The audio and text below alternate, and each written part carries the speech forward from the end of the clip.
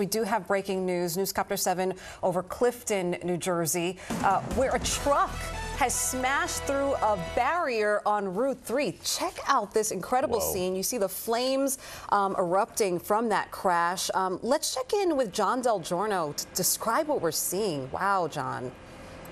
Well, Charlene, we know that this happened just after 9 o'clock this morning. We're on Route 3 in Clifton, right near the Grove Street exit. And all we can tell you so far is that a tractor trailer was involved in a fiery crash. That crash brought down that sound barrier that divides Route 3 from the nearby households. Once that barrier came down, you can actually see how intense this fire was when it was burning at its height. Look at the vinyl siding of this house that's right next to the accident site. That siding is just melted off. Now, the fire continues to burn at this hour.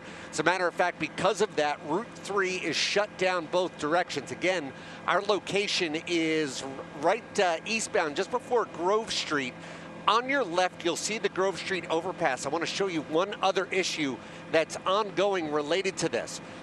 Before we were flying up overhead, we saw smoke down here coming out of the storm drains. We actually saw flames coming out of the storm drains. That's because fuel that was related to this fire got down in those drains, and then that also caught fire. So it's a really interesting, intense situation, but that's the reason you need all lanes shut now in both directions. So this is going to be an ongoing traffic problem. Of course, Route 3 extremely busy through this area.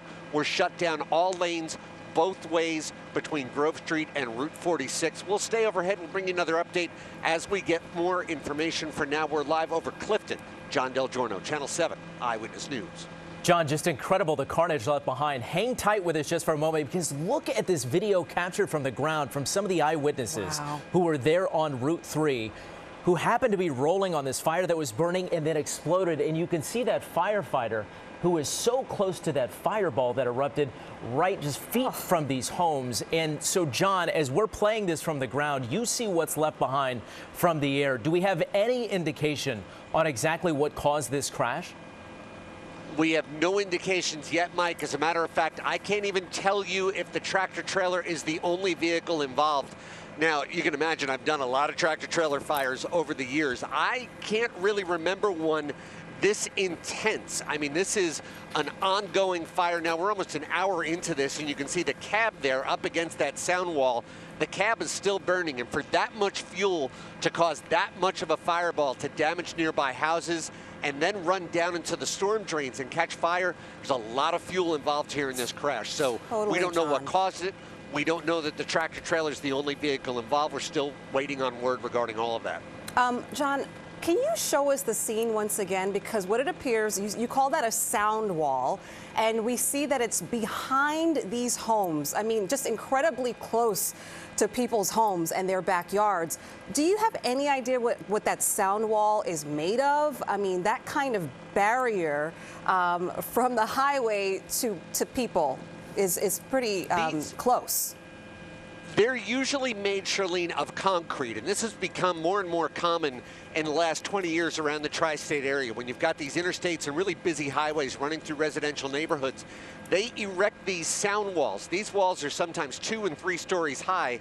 That's what you've got in this case, and they are cement pillars that are driven down into the ground, and then those walls are just slid down into place. They keep the noise of the highway out on the highway. They try to make the neighborhoods a little bit quieter so you don't have the constant rumble of a highway right behind your house. So these sound walls, that would be concrete.